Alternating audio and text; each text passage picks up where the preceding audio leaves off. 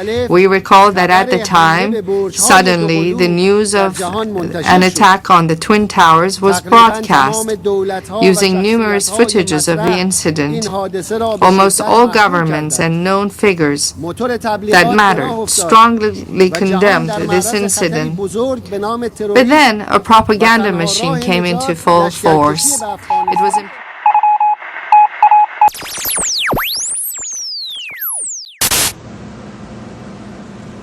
It's been 7 years since the attacks on the Pentagon and World Trade Centers occurred. Today at Manaus Air Base, United States service members... And you don't have to be a conspiracy theorist to wonder exactly what President George W. Bush knew about the attack, and when he knew it. According to the official White House version, it was at this moment in a Florida classroom that Bush learned the second plane had hit the World Trade Center and that the U.S. was under attack. But here's what George Bush himself said almost 3 months later when asked about September 11th. I was sitting outside the classroom waiting to go in, and I saw an airplane hit the tower of a TV. You know, the TV was obviously on, and I used to fly myself, and I said, well, there's one terrible pilot. And it said it must have been a horrible accident. But I was whisked off there. I didn't have much time to think about it. Now, wait a minute. George Bush was told about the second plane while he was inside the classroom. So you just heard him describe seeing the first plane crash on television that day. But that's impossible. No one saw the first plane crash on TV on September the 11th because the videotape of it didn't surface until the next day. So how could George Bush have seen... General Arthur Light were joined by over 200 coalition service members and dignitaries from 10 nations in commemorating the events of that day with a very special ceremony. It's hard to believe that it has been 7 years since that frightful day. We should always remember the tragic event.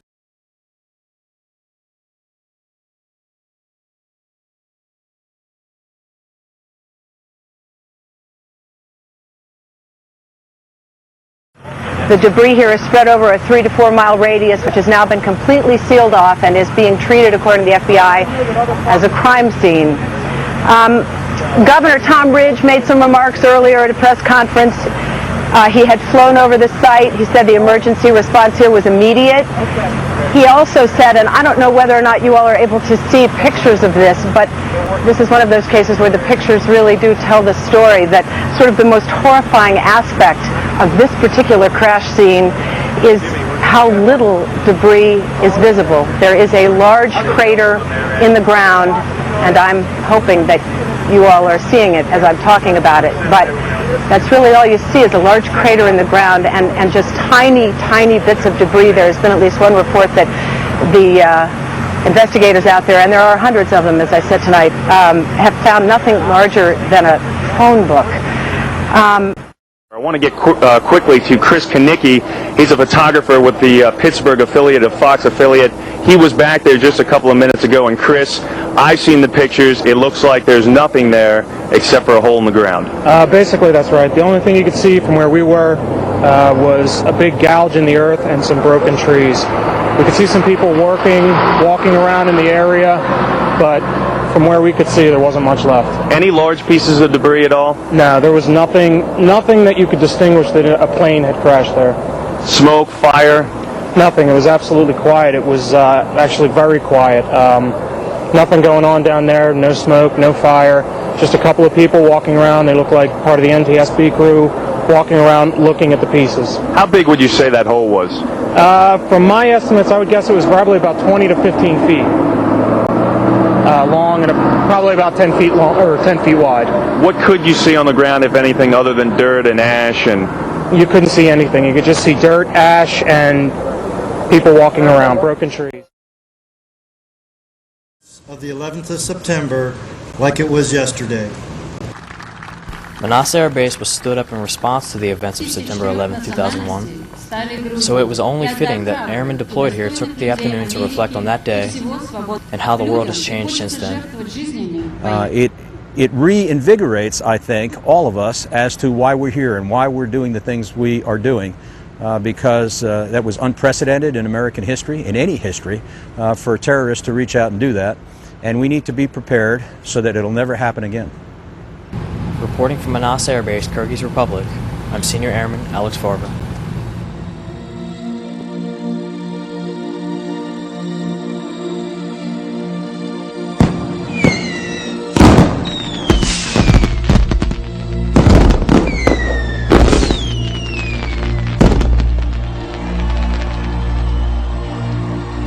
Was it all just a dream?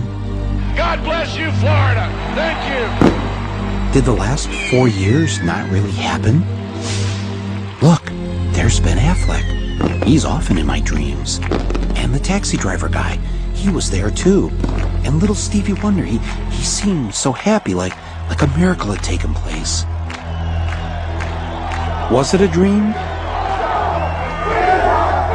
Or was it real? It was election night 2000, and everything seemed to be going as planned. In New York, Al Gore is our projected winner. The Garden State is green for Gore. We project that Mr. Gore is the winner in Delaware. This state has voted with the winner in Excuse me 1 second. I'm so sorry to interrupt you.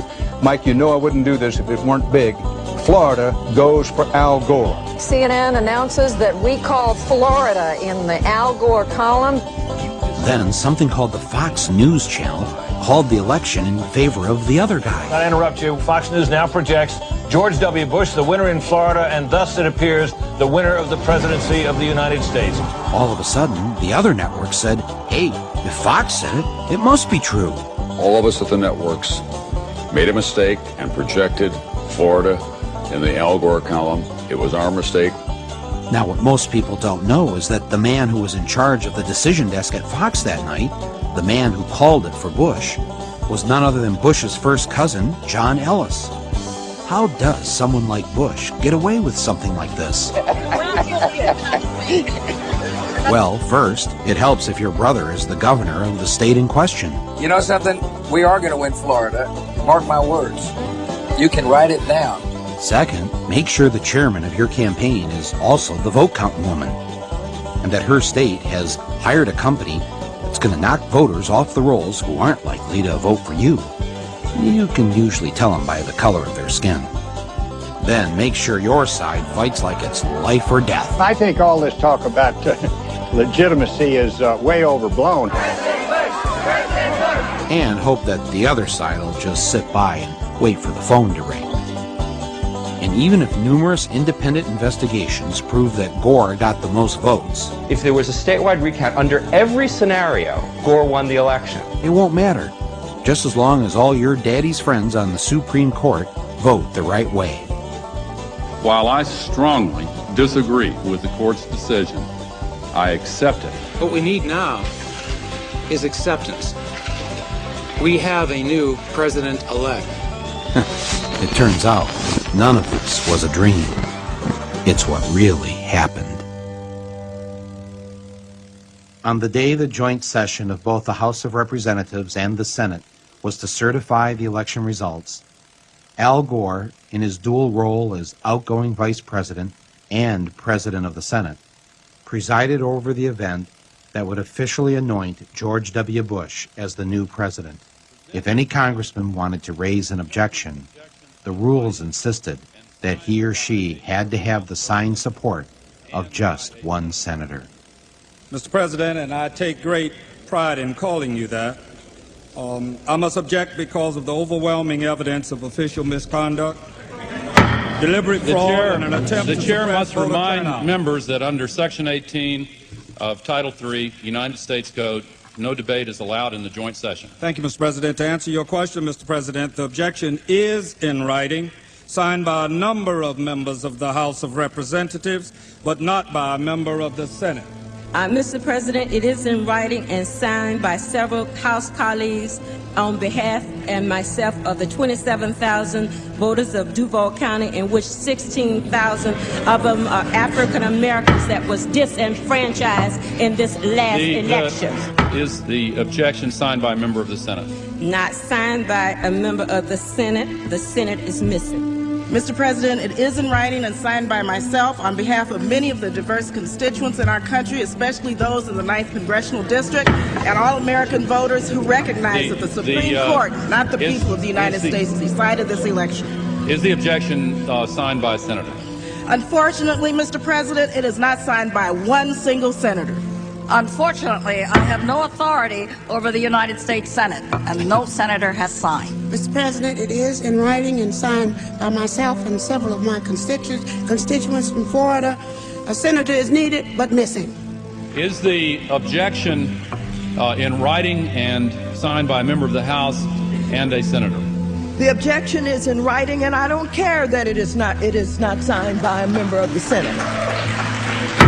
The chair will advise that the rules do care, and the signature of the senator.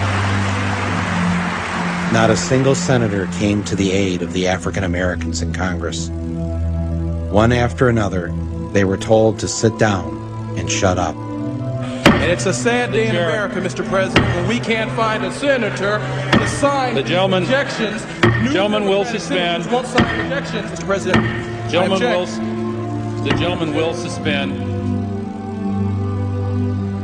Inauguration coverage, 2001, on a nasty, but it could be worse kind of day in Washington. Where do we want justice? Where do we want it down? On the day George W. Bush was inaugurated, tens of thousands of Americans poured into the streets of D.C. in one last attempt to reclaim what had been taken from them. They pelted Bush's limo with eggs and brought the inauguration parade to a halt. The plan to have Bush get out of the limo for the traditional walk to the White House was scrapped. Bush's limo hit the gas to prevent an even larger riot. No president had ever witnessed such a thing on his inauguration day.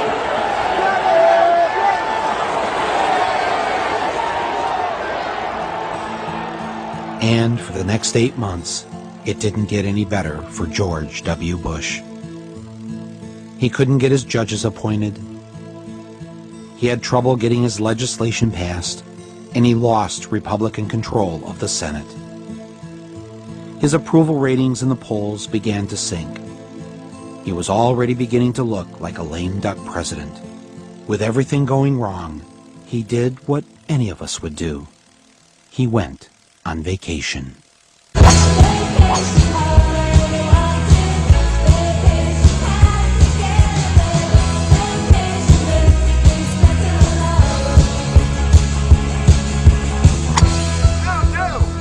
In his first 8 months in office before September 11th, George W. Bush was on vacation, according to the Washington Post, 42% of the time. I hit every shot good. People would say I wasn't working. It was not surprising that Mr. Bush needed some time off. Being president is a lot of work. At these folks that say you're loafing here in Texas, that you're taking too long of a vacation. They don't understand the definition of work then. I'm getting a lot done. Secondly, you don't have to be in Washington to work. It's amazing what can happen with telephones and faxes. Thank you so much. And just a destiny vote. Yeah. What are you doing the rest of the day? Karen Hughes is coming over. We're working on some things. And she'll be over here. We're working on a few things, a few matters. I'm working on some initiatives. You'll see. I mean, there'll be some decisions that I will have made while I'm here, and we'll be announcing them as time goes on. The first time I met him, he had some good advice for me. Governor Bush, it's Michael Moore. Behave yourself, will you? Don't find real work. And work was something he knew a lot about. Anybody want some grits? Relaxing at Camp David, yachting off Kenny Bunkport. How you doing? Or being a cowboy on the ranch in Texas. I love the nature. I love to get in the pickup truck with my dogs. Oh, hi. George Bush spent the rest of August at the ranch, where life was less complicated. Mr. Armadale loved to dig the soil looking for bugs. And so I went out there the other day, and there was Barney buried in his hole, chasing an armadillo. It was a summer to remember. And when it was over, he left Texas for his second favorite place. On September 10th, he joined his brother in Florida, where they looked at files and met important Floridians. He went to sleep that night in a bed made with fine French linens.